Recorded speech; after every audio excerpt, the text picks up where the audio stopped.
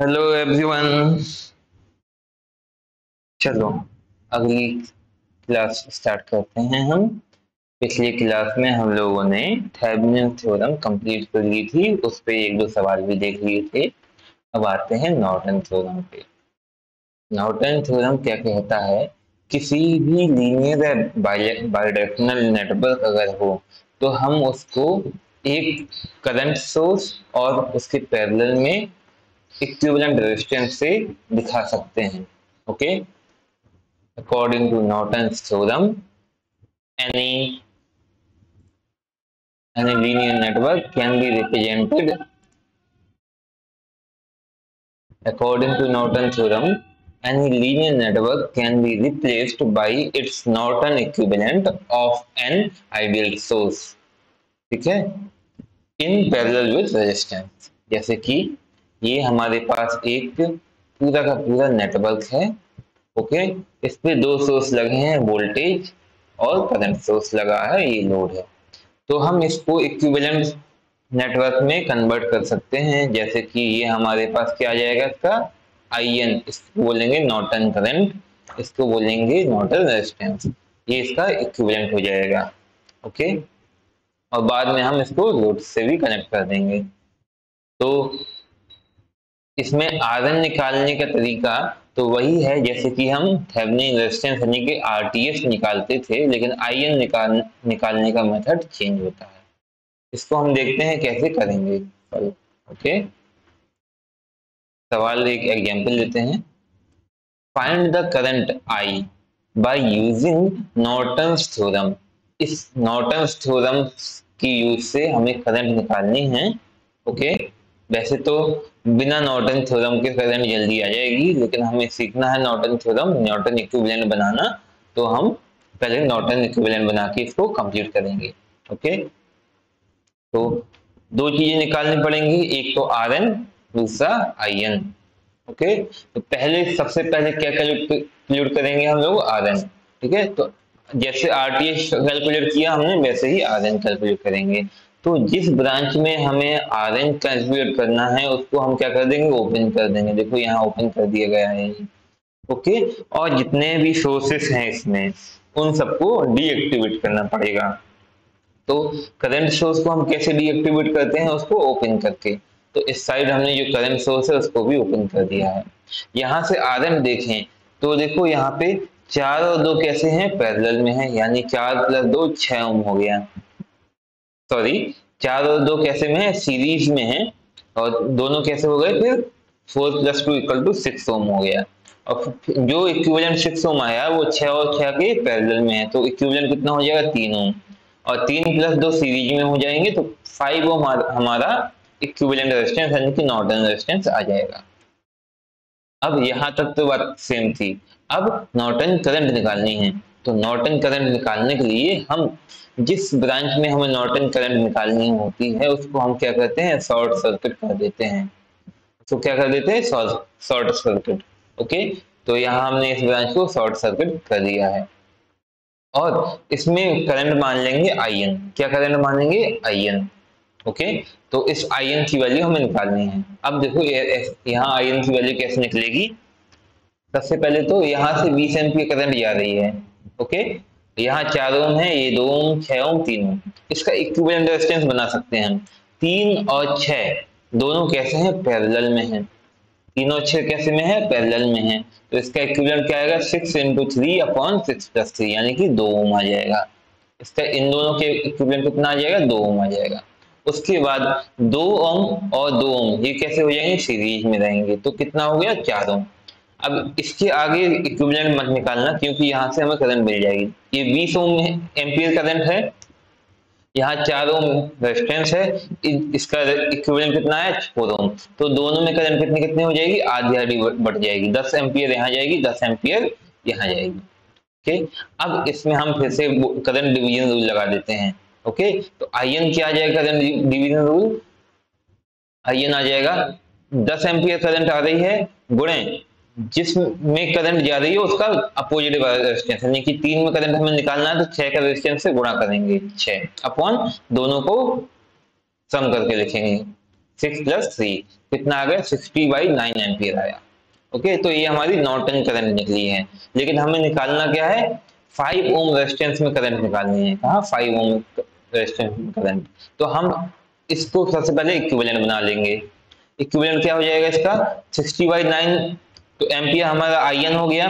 ये क्या हो जाएगा नॉर्टन करंट। उसके पैरेलल में इक्विवेलेंट रेजिस्टेंस लगा देंगे 5 एम्पियर 5 ओम।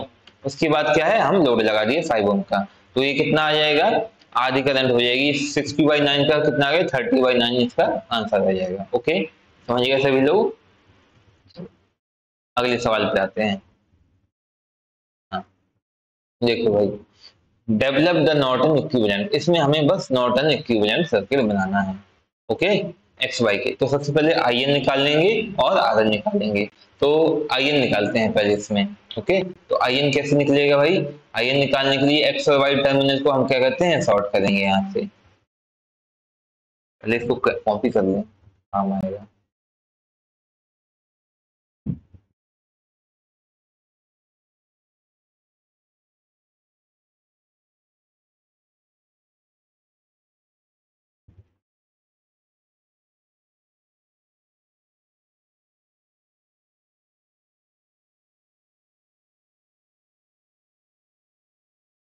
तो इसमें क्या कर दिया, इसको हमने शॉर्ट कर दिया है,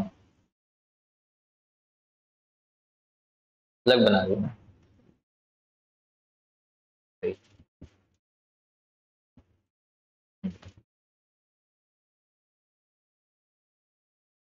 इस एक्स वाई टर्मिनल को क्या कर दिया हमने शॉर्ट कर दिया है। इसमें करंट मान लिया आई एन। अच्छा, एक छोटी सी बात बताना भूल गया, जैसे कि जो हमने इक्विवेलेंट नॉर्टन बनाया था, इसमें नॉर्टन करंट नीचे की तरफ मानी है। तो हमेशा नॉर्टन करंट के सोर्स में अपोजिट डायरेक्शन में करंट आएगी। यहाँ नीचे की तरफ मानी है करंट, तो सोर्स अगर जब नॉर्टन करंट लगाएंगे तो वो उल्टी डायरेक्शन में लगाएंगे ऊपर की तरफ। ओके, ये पॉइंट ध्यान रखना, चाहे तो कहीं ना कहीं लिख लेना अपनी कॉपी में। ओके, तो इसमें हमने आई एन बनाया है। अब हमें निकालनी है आई एन की वैल्यू। कैसे आएगी भाई, देखो यहाँ लगा सकते हैं हम नोडल एनालिसिस। अगर हम इसको ग्राउंड माने इस पॉइंट को, तो इस पॉइंट से वोल्टेज कितना आएगा 10 वोल्ट आ जाएगा। ओके, तो यानी कि यहाँ से हम सीधे सीधे केसीएल लगा सकते हैं। आई एक्स की वैल्यू क्या आएगी बताओ 10/4। आई एक्स की वैल्यू कितनी आ जाएगी 10/4। कैसे भाई 10 वोल्ट है ना इसके अक्रॉस, तो भी बताओ आई एक्स लगा दो, आई एक्स की वैल्यू आ गई 2.5 एम्पियर।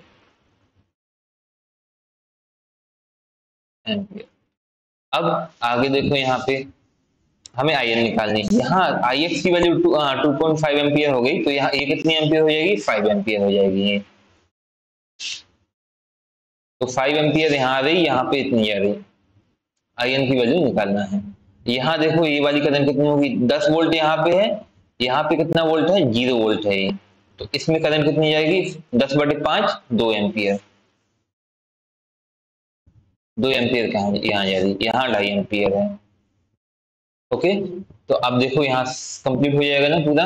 यहाँ 5 एम्पियर आ रही है, यहाँ पे आई एन की वैल्यू कितनी आ जाएगी 5 + 2 7 एम्पियर आ गई है। आई एन की वैल्यू कितनी आ गई 7 एम्पियर। ओके, सभी लोग समझ गए। ओके, अब हमें निकालना है इसका आर एन। तो आर एन निकालना थोड़ा सा कॉम्प्लेक्स काम है, क्योंकि बताया था मल्टीमीटर मेथड से निकलेगा। क्यों, क्योंकि इसमें डिपेंडेंट सोर्स है। ओके, ओके, दो मेथड है आर एन निकालने की, दोनों मेथड मैं बताता हूँ। ओके, अगला सवाल, हाँ अगली स्लाइड में करते हैं।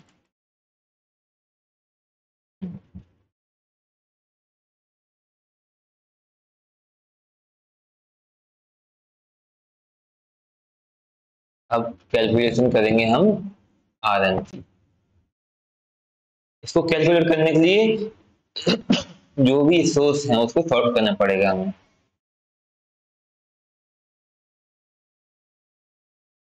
ये 2 × Ix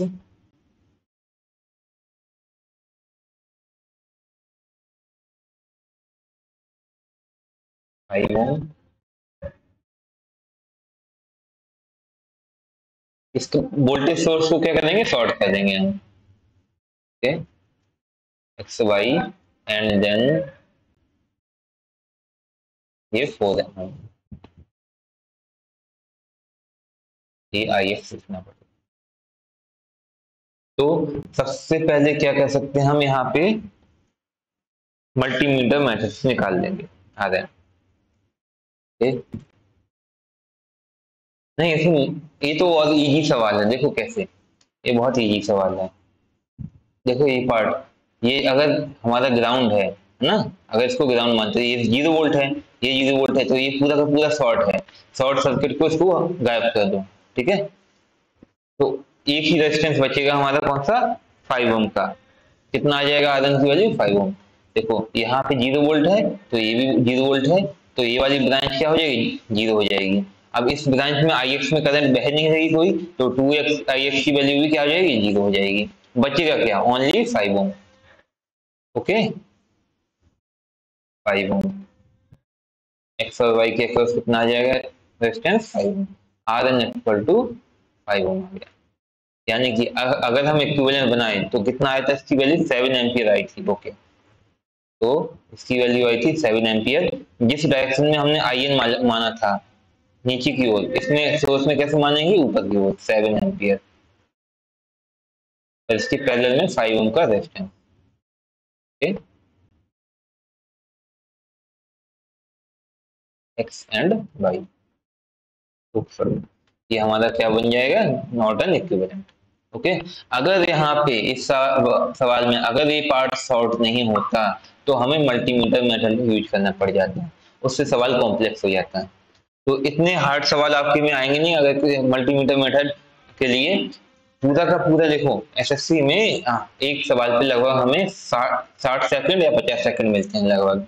अगर ज्यादा बड़ा सवाल दिया तो वो मुश्किल होगा करने में, इसलिए इस सवाल में या तो RN पूछा जाता है सिर्फ निकालने के लिए, या फिर RTH IN एंड VTH पूछा जाता है। तो ज्यादा बड़ा सवाल मिलेगा नहीं हमें, तो एक ही चीज निकालनी पड़ेगी हमें। ओके, और अगर दोनों चीज निकालनी पड़ गई तो दोनों सवाल वो होगा, बहुत ही इजी आएगा। ओके, चलो भाई, सवाल तो हो गया, अगले सवाल पे आते हैं। Develop the Norton equivalent between terminal x and y. Okay, ये सवाल भी बड़ा अच्छा है, क्यों, क्योंकि इसमें हमने AC सिग्नल यूज किया है, AC सप्लाई यूज किया है। तो इसमें इसकी वैल्यू कहाँ गई भाई, इसकी वैल्यू है J20 ओम, J20। ओके, अच्छा, इतनी आप, मुझे लगता है इतनी चीज आपको आती होगी कि AC के इस पार्ट को क्या बोलते हैं, अगर AC में इस तरीके से कोई लिखा हो तो इसको कहते हैं पोलर फॉर्म कहते हैं। ओके, ये इसका मैग्नीट्यूड होता है, जैसे कि यहाँ पे सबसे पहले तो हम समझा दें किनारे, ये 10 एंगल 0 लिखा है, तो ये होता है हमारा मैग्नीट्यूड। मैग्नीट्यूड में भी क्या होता है, RMS वैल्यू होती है ये।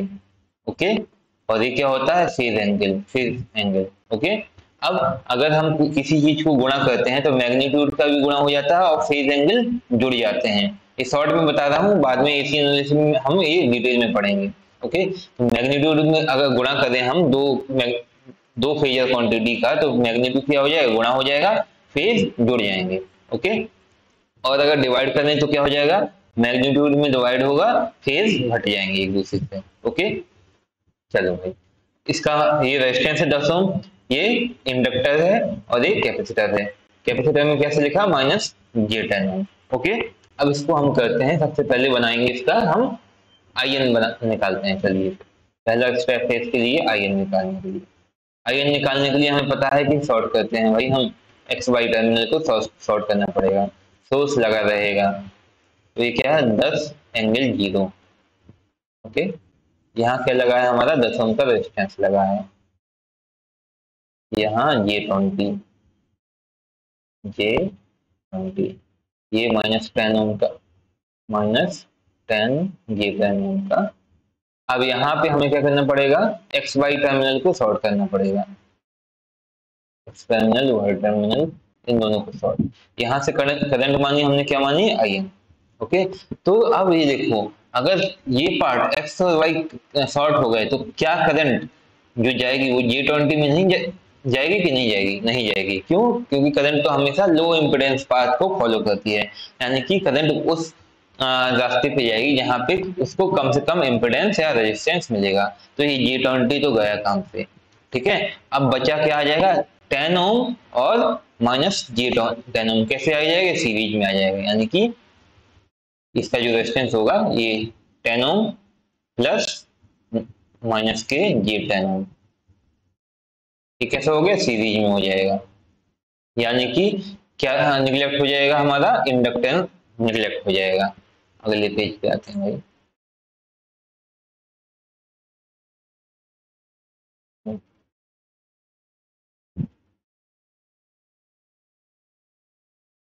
यानी कि करंट कुछ ऐसी जाएगी, 10 0 10 ओम, एक्स वाई हो जाएगा, उसको निगलेक्ट कर सकते हैं हम आराम से, माइनस J10 ओम।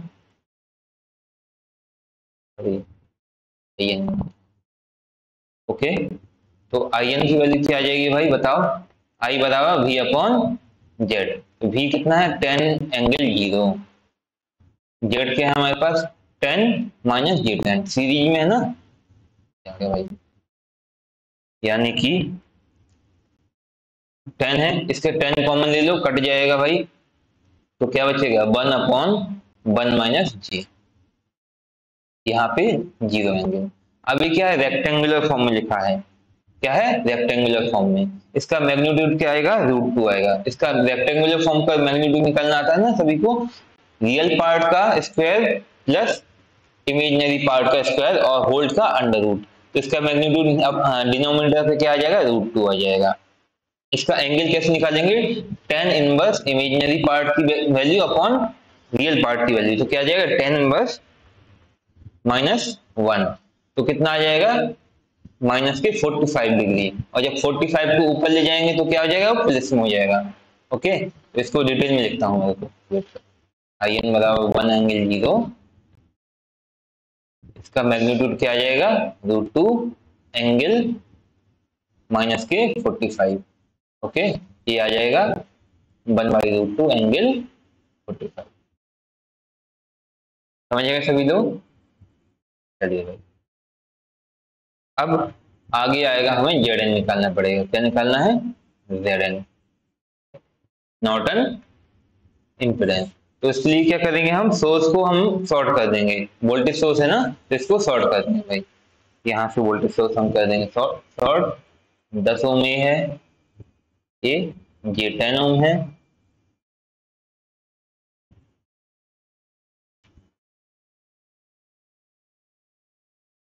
माइनस के J20, माइनस के J10, J20, एक्स वाई के अक्रॉस हमें Zn निकालना है। Zn क्या आ जाएगा भाई? देखो, ये दोनों तो सीरीज में लिख रहे हैं, 10 माइनस J10, और पैरेलल में क्या है भाई? इसके पैरेलल में है J20। इसको हम आसानी से सॉल्व कर लेंगे, हमारा आंसर आ जाएगा। ओके, तो ये 10 प्लस J10 और पैरेलल में है। चलो भाई, इसको सॉल्व करते हैं। 10 प्लस J10 पैरेलल में है, तो हम इसमें J20 से गुणा करेंगे upon 10 plus J10, sorry minus आएगा ना,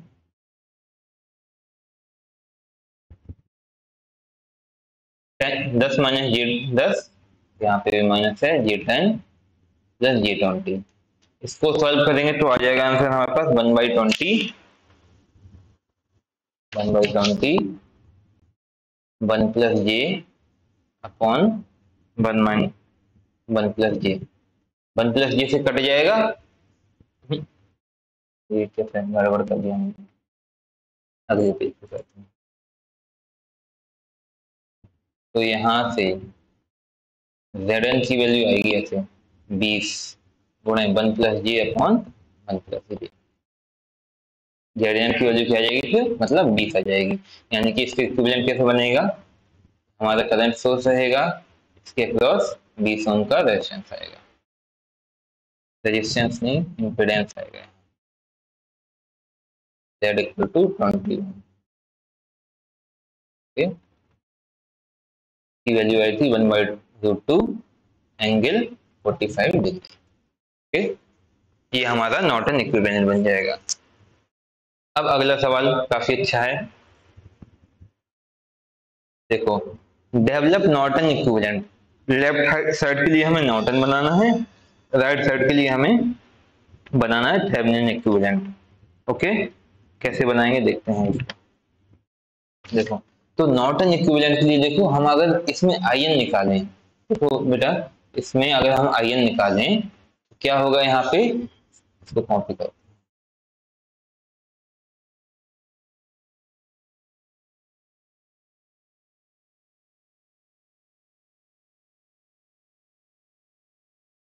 अगर हमने इसमें आईएन निकाले, जैसे ही हम इसको आईएन निकालने के लिए सॉर्ट करते हैं तो ये पूरा का पूरा सर्किट शॉर्ट हो जाएगा। देखो, करंट को कहीं कहीं नहीं जाएगी, ये 10 ओम है, 10 वोल्ट है, यहाँ से अगर जाएगी पूरी करंट यहाँ आएगी, इस नेटवर्क का कोई मतलब नहीं बनेगा। तो वीटीएच अगर देखें इसको, वी ओपन सर्किट देखें अगर इसमें ओपन वीटीएच, तो कितना निकलेगा इसका, 10 वोल्ट निकल आएगा। ठीक है, वीटीएच तो निकल आएगा, लेकिन आईएन कितनी निकलेगी इसमें, 4 एम्पियर निकलेगी, पूरा का पूरा शॉर्ट है ना, जो कि इसकी वैल्यू की आंसर होगा नहीं। ओके, ये गलत रहेगा क्योंकि पूरा का पूरा सर्किट शॉर्ट हो गया है। तो ये सर्किट है ना, can not solve, can not develop Norton equivalent because KVL का वायलेशन हो रहा है यहाँ। It is because here KVL is not satisfying. Okay, यहाँ पे केवीएल सेटिस्फाई नहीं कर रहा, क्योंकि देखो जैसे ही हमने यहाँ पे शॉर्ट किया तो ये पूरा का पूरे दोनों चीज पैरेलल में है, और ये पार्ट पूरा सीरीज किस में हो गया, शॉर्ट हो गया, यानी कि 10 ओम का जो सोर्स था वो शॉर्ट हो गया। अब अगर हम इसमें लूप लगाएं, मैश एनालिसिस लगाएं, तो 10 वोल्ट और माइनस के कुछ भी नहीं मिल रहा हमें, तो 10 वोल्ट इक्वल टू 0 हो नहीं सकता कभी भी। ओके, तो कभी 10 इक्वल टू 0 हो सकता नहीं हो सकता ना, इसलिए यहाँ पे क्या है, केवीएल का वायलेशन है, तो यहाँ पे हम नॉर्टन इक्विवेलेंट नहीं निकाल सकते। अब इसको देखो, इसका थेवेनिन इक्विवेलेंट बनाना है हमें। थेवेनिन इक्विवेलेंट में क्या होता है, हमें देखना पड़ता है कि सर्किट को ओपन करना पड़ता है। यहाँ तो सर्किट ऑलरेडी ओपन है, लेकिन यहाँ देखो वोल्टेज 10 वोल्ट है यहाँ पे, लेकिन करंट यहाँ 5 एम्पियर जा रही है, तो ये करंट 5 है, तो वो जाएगी कहाँ, कहीं नहीं जा रही, तो here KCL is not satisfying. So Thevenin equivalent cannot be developed. यानी कि इसको हम थेवेनिन इक्विवेलेंट नहीं बना सकते, यानी कि वोल्टेज सोर्स को शॉर्ट करना सही नहीं है, उसमें हम नॉर्टन नहीं निकाल सकते, और करंट सोर्स को हम ओपन नहीं कर सकते, ये बात ध्यान रखना। ओके, ठीक है, चलो। अच्छा, केसीएल इसमें लगाएंगे कैसे, देखो अगर मान लो एक्स पॉइंट पे हमें केसीएल लगाना है, तो हमने केसीएल में क्या पढ़ा था कि आने वाली करंट और जाने वाली करंट दोनों बराबर होती है, या फिर सभी किसी भी एक नोड पे आने वाली और जाने वाली करंट का जो सम होता है वो 0 होता है। तो एक्स पॉइंट पे अगर केसीएल लगाएं तो एक्स पॉइंट पे 5 एम्पियर करंट आ तो रही है, लेकिन जाए कहाँ रही है, नहीं जा रही है, तो वो सेटिस्फाई नहीं कर रहा है केसीएल को। ओके, चलो भाई, ये हमारी कंप्लीट हो गई नॉर्टन थ्योरम। ओके, चलो भाई, अब अगली थ्योरम देखते हैं। ये थ्योरम सवालों के हिसाब से इतनी इंपॉर्टेंट नहीं है, लेकिन इसमें स्टेटमेंट बेस्ड सवाल आ जाते हैं, एक तो रेसिप्रोसिटी थ्योरम, दूसरी न्यूमेंस थ्योरम। ओके, तो पहला है रेसिप्रोसिटी थ्योरम। अब देखो, in linear passive bilateral network, यानी कि कोई भी लीनियर पैसिव बाइलेटरल नेटवर्क होगा तो उसमें रिस्पांस और एक्साइटेशन का रेशियो जो है वो हमेशा कांस्टेंट रहेगा अगर हम इनपुट और आउटपुट टर्मिनल भी चेंज कर दें। अच्छा, रिस्पॉन्स क्या होता है हमारा? रिस्पॉन्स होता है हम मानते हैं करंट, या रिस्पॉन्स को हम मानते हैं करंट होगी या तो वोल्टेज होगा, करंट और वोल्टेज, या फिर और हमारे इनपुट क्या होगा? एक्साइटेशन यानी कि इनपुट। ठीक है, एक्साइटेशन यानी कि इनपुट, यानी कि अगर किसी लीनियर नेटवर्क है, पैसिव है, वो बाइलेटरल भी है, तो उसमें जब हम इनपुट और आउटपुट टर्मिनल को चेंज कर देंगे तो क्या होगा कि रिस्पांस और एक्साइटेशन का रेशियो सेम रहेगा। अच्छा, कैसे ये देखते हैं आगे, अभी समझाते हैं। जैसे कि ये हमारे पास एक नेटवर्क है, कोई ब्लैक बॉक्स मान लो, इसमें कोई रेजिस्टेंस का कॉम्बिनेशन है, हमें पता नहीं। इसमें हमने इनपुट दिया 10 वोल्ट, आउटपुट कितना आ रहा? 2 एम्पियर आ रहा है।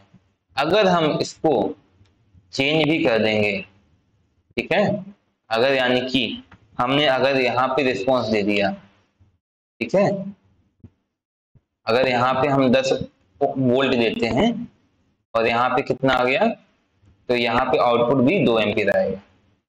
ये हो गया रेसिप्रोसिटी थ्योरम का मतलब। यानी कि अगर हमने इनपुट के और आउटपुट को एक दूसरे इंटरचेंज किया तो उनका रेशियो चेंज नहीं होगा। इन दोनों का रेशियो क्या हो जाएगा, इनपुट और एक्साइटेशन का? देखो यहाँ इसका रेशियो कितना है, में है 2/10, इसमें भी कितना आ जाएगा 2/10। ठीक है, अगर हम उनका पोजीशन चेंज कर दिए हमने इनकी, तो इसकी रिस्पॉन्स और एक्साइटेशन का रेशियो क्या रहेगा, हमेशा सेम रहेगा। चलो, सवाल तो ये नहीं था, सवाल दूसरा है, अभी देखते हैं। ठीक है, चलो भाई, अब ये रेसिप्रोसिटी थ्योरम कहाँ कहाँ एप्लीकेबल है देखो। दिस सिर्फ लीनियर पैसिव बाइलेटरल नेटवर्क में ही एप्लीकेबल है। अगर सवाल में कहीं डिपेंडेंट सोर्स आ जाए, इंडिपेंडेंट सोर्स, तो वहां पे यूज नहीं होगी। अगर सवाल में क्वेश्चन में कहीं भी डिपेंडेंट सोर्स आ जाएगा तो वहां रेसिप्रोसिटी थ्योरम नहीं लगा पाएंगे हम। ठीक है, और एक ही इंडिपेंडेंट सोर्स रहेगा। ठीक है, क्या रहेगा? एक ही इंडिपेंडेंट सोर्स रहेगा। चलो भाई, अब इस सवाल के देखते हैं। देखो सवाल क्या कहता है,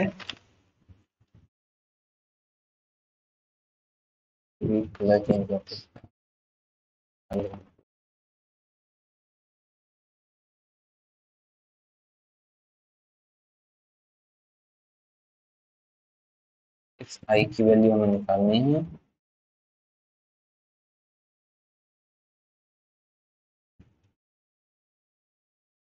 ठीक है, चलो भाई,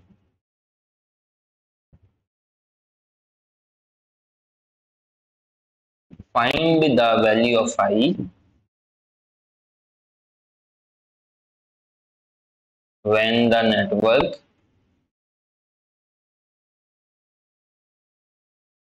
N is following reciprocity theorem. Reciprocity theorem.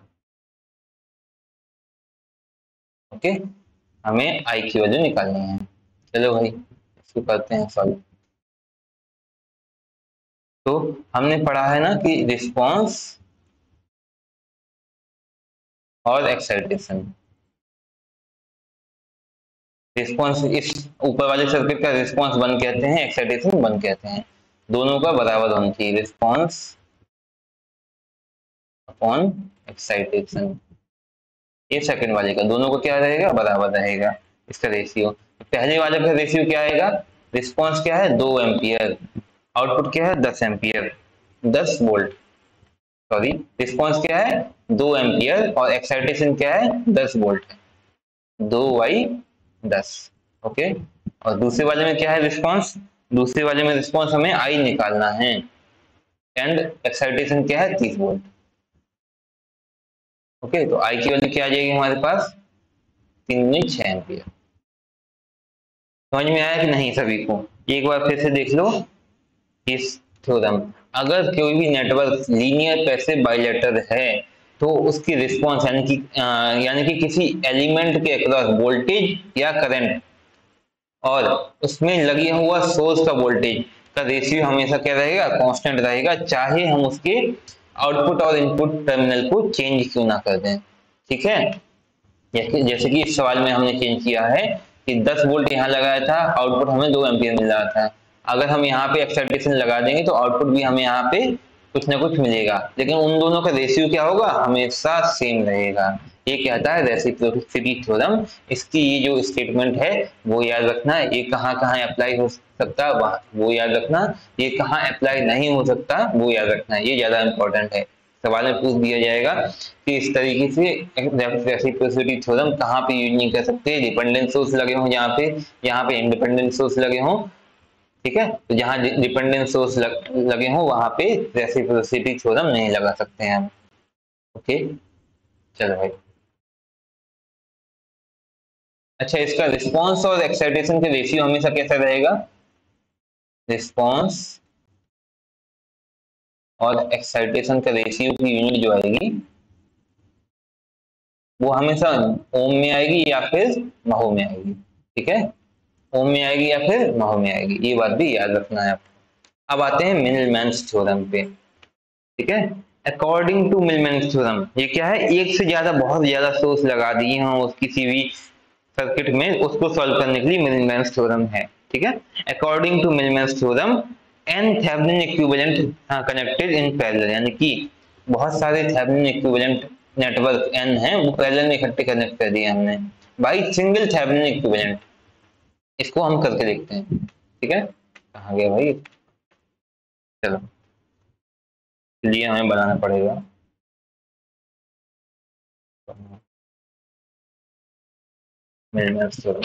जैसे कि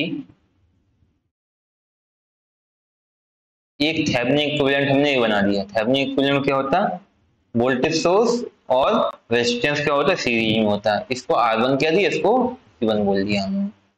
ओके, अब दूसरा भी हमने लगा दिया साथ में R2 और सेकंड को बोल दिया हमने E2। ऐसे ही हमने तीसरा भी लगा दिया R3 E3।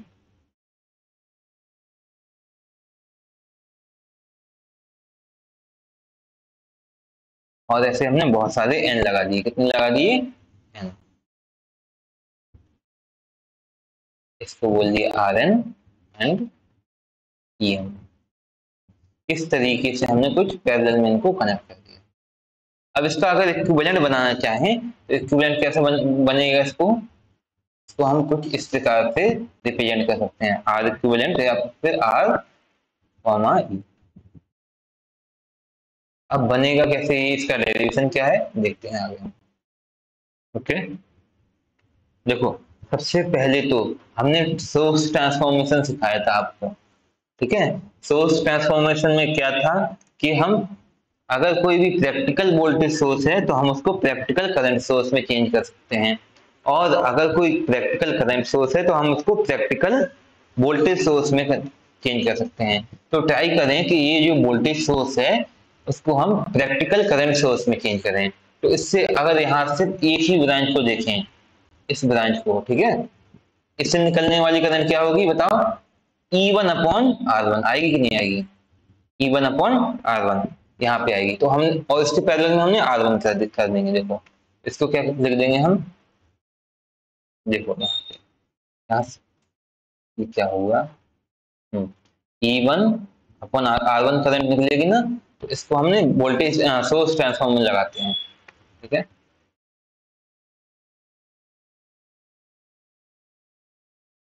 यहाँ पे हमने करंट सोर्स बना दिया है पहले के लिए E1/R1।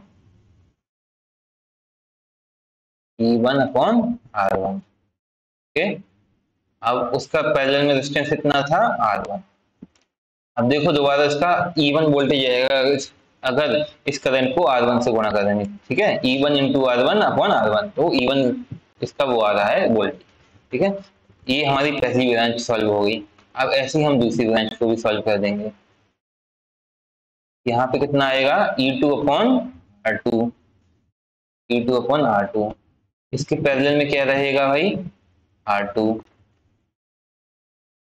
ऐसे ही और सॉल्व करते जाएंगे, कहाँ तक जाएंगे, Rn तक। कहाँ तक जाएंगे, Rn तक। तो इसकी वैल्यू है current source E N upon Rn। Parallel में क्या है, Rn। इसी में हम क्या कर सकते हैं, ये सब सारी चीजें पैरेलल में हो गई ना। अब सारी चीजें जब पैरेलल में हो गई तो इसका हम क्या बना सकते हैं, नॉर्टन इक्विवेलेंट बना लेंगे। यानी कि थेवेनिन इक्विवेलेंट से हमने क्या बना दिया, नॉर्टन इक्विवेलेंट। और जब नॉर्टन इक्विवेलेंट बन गया ना, तब क्या हुआ कि हमारे पास आई एन, ये जो ये current E1 upon I1, E2 upon I2, E3 upon I3, En upon Rn, सारी की सारी क्या हो जाएंगी, जुड़ जाएंगी। ओके, मानो कि ये इसका आउटपुट टर्मिनल है, तो सारी के सारी क्या हो जाएंगी, जुड़ जाएंगी। तो ये क्या, हम इसको लिख देंगे In।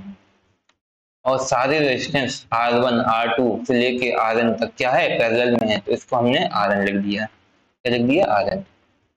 ये हमारा इक्विवेलेंट बन गया इसका भाई। ठीक है, बन गया। अब इसको फिर से सोर्स ट्रांसफॉर्मर लगा दो, ट्रांसफॉर्मेशन लगा दो। इसमें क्या कर देंगे, फिर से सोर्स ट्रांसफॉर्मेशन लगा देंगे। आई एन है, आई एन को गुणा कर देंगे Rn से, तो इसको ये क्या बन जाएगा हमारा, R यहाँ आ जाएगा और ये E आ जाएगा, वापस से यही बन जाएगा हमारा। ओके, तो अब आई एन की वैल्यू होगी क्या, ये जो आई एन बनाया हमने उसकी वैल्यू क्या होगी, E1 upon R1 plus E2 upon R2, E1 upon R1 plus E2 upon R2 plus E3 upon R3। कहाँ तक जा रहे जाएंगे, En अपॉन Rn तक, En अपॉन Rn तक। समझ गए ना, ये सिंपल सी बात है। सारे के सारे करंट सोर्स पैरेलल में हैं, तो जो इक्विवेलेंट करंट आएगी बाहर की तरफ, सारे जुड़ जाएंगी। अब Rn क्या निकलेगा इसका, सारे के सारे रेजिस्टेंस कैसे कैसे हैं, पैरेलल में। R1 parallel R2 parallel R3, ऐसे ही आएगा। तो 1/Rn क्या आएगा हमारे पास, 1/R1 plus 1/R2 plus 1/R3 plus डेस Rn 1/Rn। ओके, अब ये E की वैल्यू क्या है भाई, E की वैल्यू हम देख सकते हैं क्या है, वो In इंटू Rn। E की वैल्यू क्या है, In। E क्या निकालेंगे हम, In इंटू Rn होगी। तो E जो हमारा इक्विवेलेंट बनाएंगे हम, क्या जाएगा, E1 upon R1 plus E2 upon R2 plus En upon Rn। Okay, Rn क्या है भाई, ओके, Rn की वैल्यू क्या रखेंगे, देखो Rn अगर जब हम सॉल्व करेंगे तो देखो यहाँ पे Rn सड़ जाएगा, सारी की सारी चीजें, या तो फिर इसको रेसिप्रोकल करके लिखना पड़ेगा हमें। कैसे, रेसिप्रोकल। तो Rn की वैल्यू क्या आ जाएगी, इसमें नीचे लिखना पड़ जाएगा हमें। ओके, क्या आएगी, 1/R1 plus 1/R2 plus 1/R3, कहाँ तक जाएगा, 1/R1 plus 1/R2 plus 1/Rn तक जाएगा। ओके, तो ये हमारा कंप्लीट फॉर्मूला हो जाएगा एक।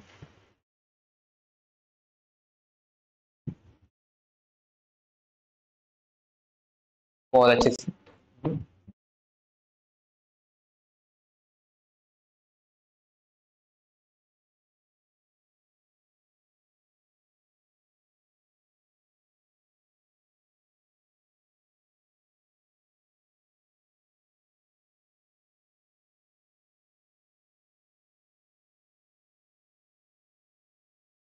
ओके। अब इसी को हम दूसरे तरीके से लिख सकते हैं भाई, E equal to sigma E I into G I. G I क्या है भाई, जी है कंडक्टेंस, अभी लिख देंगे नीचे हम, है ना, ई आई जी आई अपॉन सिग्मा जी आई। जहाँ आई इक्वल टू 1 से कहाँ तक जाएगा, एन तक जाएगा। जहाँ आई इक्वल टू 1 से कहाँ तक जाएगा, एन तक जाएगा। ओके, तो जी आई क्या है, कंडक्टेंस, कंडक्टेंस जी बराबर 1/R आता है। ओके, इस फॉर्म में भी लिख सकते हैं, इस फॉर्म में।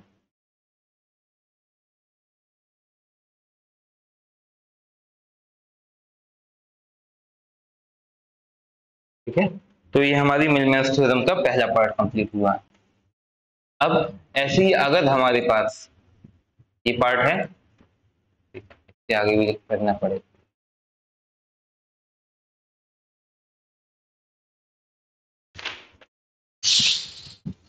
ओहो,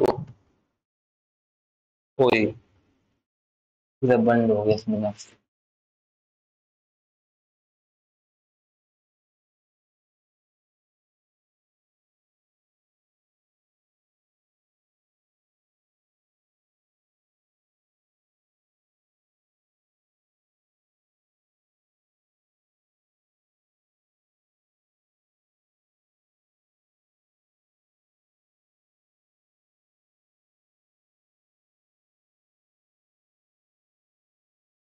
चलिए ठीक है, डेटा गायब हो गया, उड़ गया।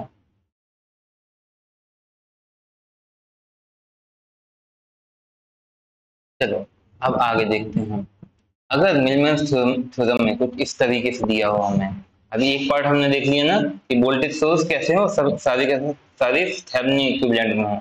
अगर हमें कोई हमें नॉर्टन इक्विवेलेंट में मिले तो कैसे सॉल्व करेंगे हम, देखो।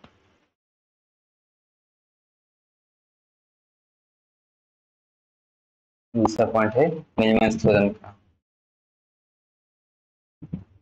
आर एन है हमारे पास, आर वन है,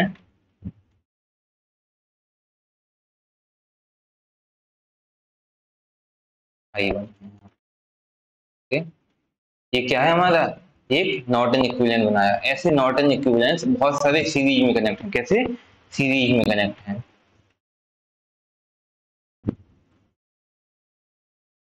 आई one, I two, I three, ऐसे कैसे कनेक्ट है, आर वन, आई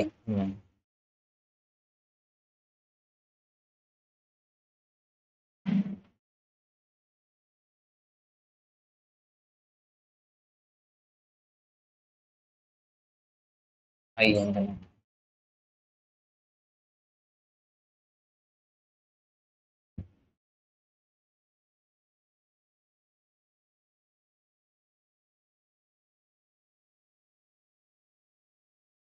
तो इसको हम कैसे सॉल्व करेंगे, ये देखो। इसका जो इक्विवेलेंट बनेगा वो बनेगा कुछ इस तरह। ये टोटल आर जो निकलेगा ये यहाँ पे आएगा, और एक हमारे पास आई करंट की वैल्यू है। ओके, ये हमारा इक्विवेलेंट बन जाएगा।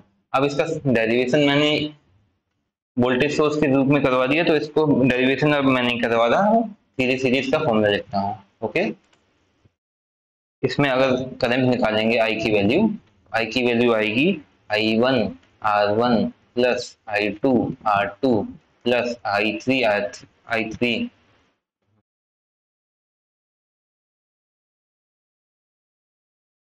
आई one, I equal to I one R one plus I two R two plus I N R N, R N upon, total में क्या आएगा, R one plus R two plus plus R N. इसको इस तरीके से लिख सकते हैं हम।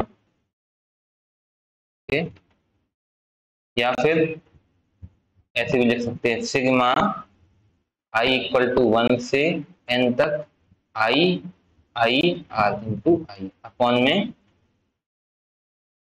Sigma I equal to one से एन तक आर आई। इस तरीके से भी लिख सकते हैं। ओके, ये मिलमेंस थ्योरम हमारी दोनों टाइप में कंप्लीट हो गई है। ओके, चलो भाई,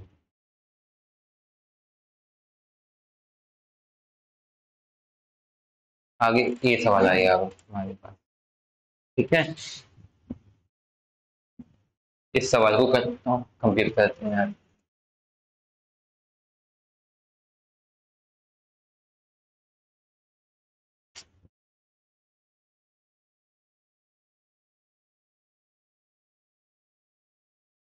चलो भाई, इस सवाल को करना है हमें कंप्लीट।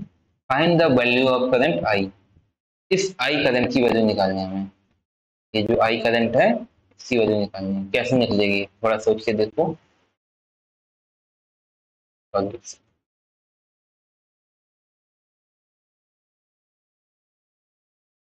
देखो भाई, इसको हम पूरा का पूरा यहाँ तक, अगर ये सब लगे पड़े हैं, देखो सबसे पहले तो इसमें देखो सोर्स क्या है, 32 वोल्ट है, और रेजिस्टेंस का इंटरनल 32 ओम, 16 वोल्ट 16 ओम, 8 वोल्ट 8 ओम, 4 वोल्ट 4 ओम, 2 वोल्ट 2 ओम। तो यहाँ तक जो है, हम इस पॉइंट और इस पॉइंट तक क्या बना लेते हैं, इसका इक्विवेलेंट बना लेते हैं।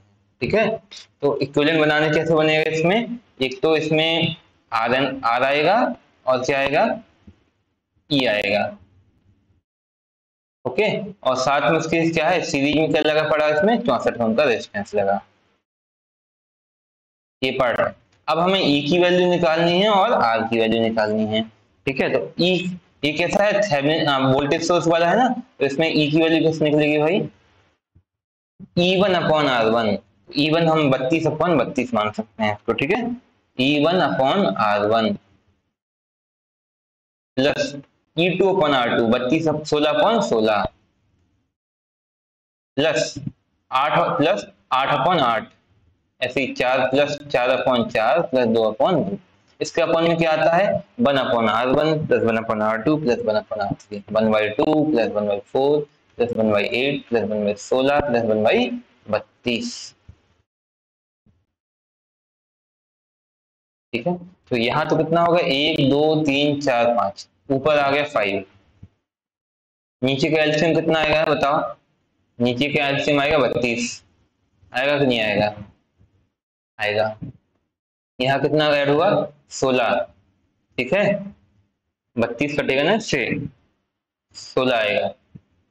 ओके, और देखो एलसीएम लिया हमने, यहाँ पे 16 आएगा, 8 आएगा, 4 आएगा, 2 आएगा, 1।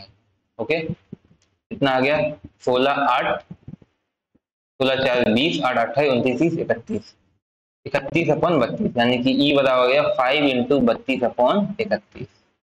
और आर की वैल्यू क्या होगी, आर की वैल्यू यही है हमारे पास, 31/32। तो ये पेज पे आते हैं भाई, तो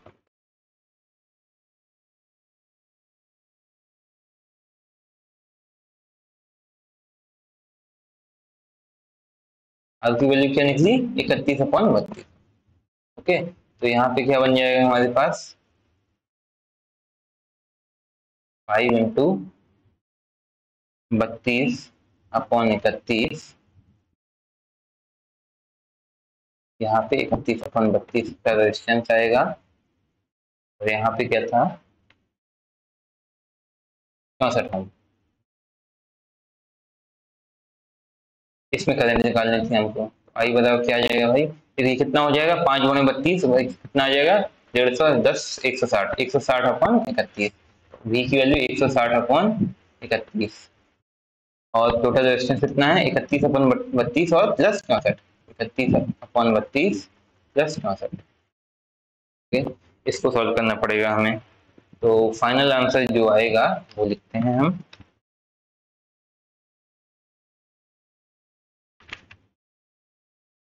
सॉरी भाई, आर की वैल्यू 32/31 आएगी, आर की वैल्यू क्या है, 32/31।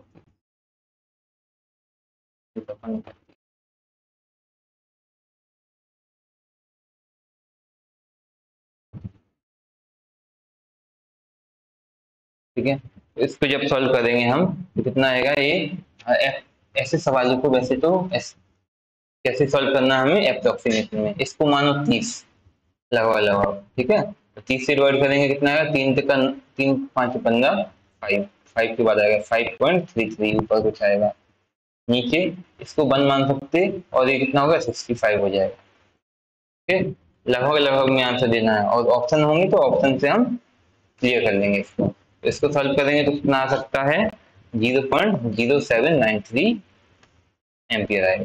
ओके, चलो, मिलमेंस थ्योरम भी कंप्लीट हो गई हमारी।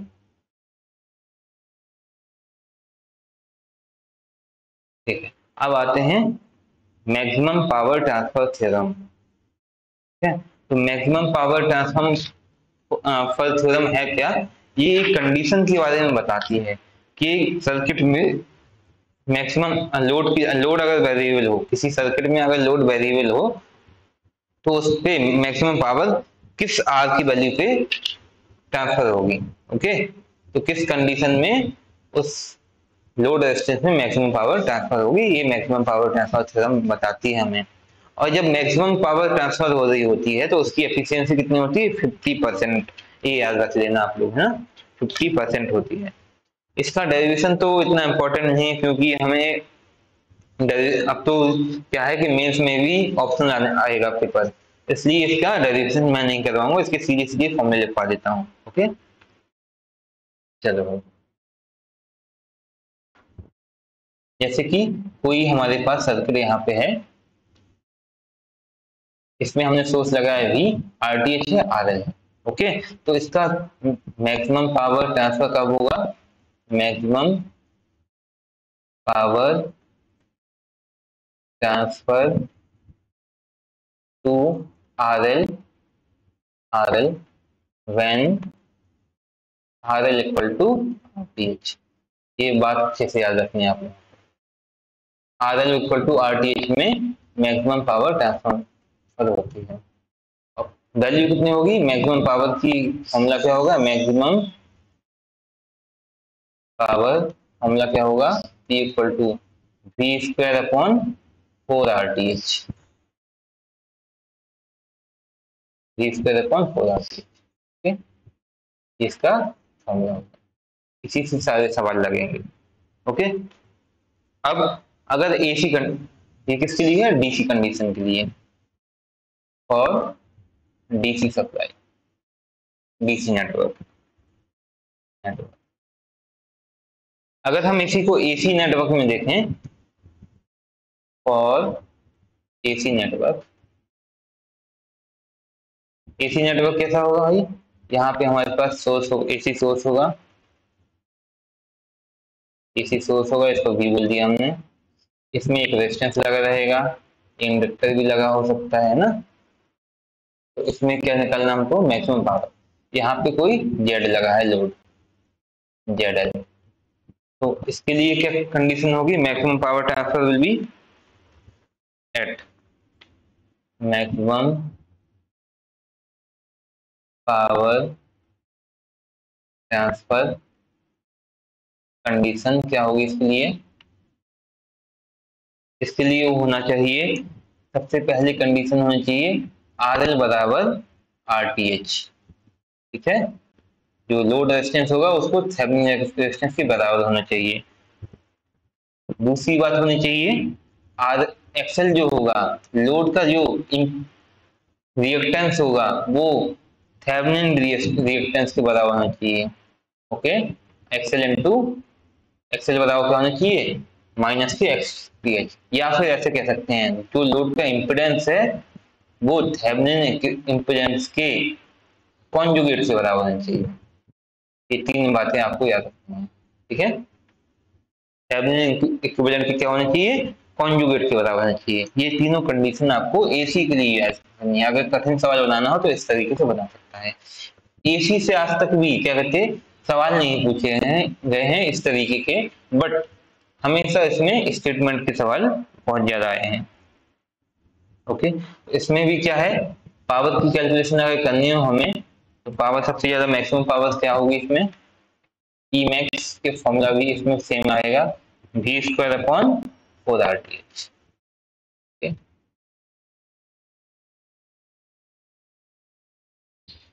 चलो, अब इसमें भी और डीप में सवाल बनते हैं, जैसे कि लोड का सिर्फ रेजिस्टेंस ही वेरिएबल हो, उसका जो रिएक्टेंस हो वो वेरिएबल नहीं हो, और लोड का रिएक्टेंस वेरिएबल हो, रेजिस्टेंस वेरिएबल ना हो, या फिर दोनों ही वेरिएबल हो। तो इतना डीप में एसएससी नहीं पूछता है ना, सिर्फ सिंपली यही पूछा जाता है, उसको करने की हमें जरूरत है नहीं, इसी पे बेस पे हम सवाल करेंगे। एक छोटी सी बात और है, अगर माना कि अगला पॉइंट है, जैसे कि एक सवाल मैं बताता हूँ, ये एक वोल्टेज सोर्स है, यहाँ पे आरटीएच लगा है। अभी तक हम क्या वेरी कर रहे थे, क्या चेंज हो रहा था, लोड रेजिस्टेंस चेंज हो रहा था, लोड इम्पिडेंस चेंज हो रहा था। अब हमने माना के सवाल आ जाता है RL बोल दो उसको RL। अब लोड रेजिस्टेंस चेंज ना होने की जगह हम चेंज करते हैं क्या, RTH। इस कंडीशन में क्या है, RTH हमने वेरिएबल मान लिया है ना। अगर RTH वेरिएबल होगा तो इस बात को भी याद रखना कि मैक्सिमम पावर ट्रांसफर कंडीशन क्या होगी, मैक्सिमम पावर ट्रांसफर कंडीशन क्या आ जाएगी यहाँ पे, RTH इक्वल टू 0। ये बहुत इंपॉर्टेंट है, ठीक है। अगर सवाल गलत करवाना हो किसी से तो SSC इस तरीके के सवाल पूछ सकता है। ऐसे में मैक्सिमम पावर ट्रांसफर क्या होगी, RTH इक्वल टू 0 पर होगी, और मैक्सिमम पावर की वैल्यू क्या होगी, I स्क्वायर इंटू R, ठीक है। Pmax क्या आ जाएगा, E स्क्वायर अपॉन RL। ये पार्ट आएगा, ये बात अच्छे से समझ लेना, ठीक है। अब इसके सवालों पे हम कल आते हैं, या फिर सारे के सारे सवाल यहाँ तक के जितना भी हमने पढ़ा है शुरू से, KVL KCL है ना, ये network theorem, resistance, equivalent resistance, सारे सवाल हम एक साथ करेंगे कल, नहीं रक्षाबंधन के बाद 1 तारीख को करेंगे हम लोगों के। और उसके बाद उसमें क्या होगा, क्या कहते हैं, हम अगर सभी लोग लाइव आ सके तो लाइव भी कर सकते हैं, ओके। और ऐसे में मैं थोड़ा ज़्यादा समझाता जाऊंगा सवालों को, जिसने भी पुराने लेक्चर नहीं किए हैं तो मैं थोड़े धीमे धीमे समझाऊंगा तो कंप्लीट हो जाएगा वो। लेकिन इसके बाद मैं जो आगे स्टार्ट करूंगा वो होगा AC एनालिसिस, तो वो भी बहुत इंपॉर्टेंट है, लेकिन सवालों के बाद AC एनालिसिस चालू होगा। Okay, thank you.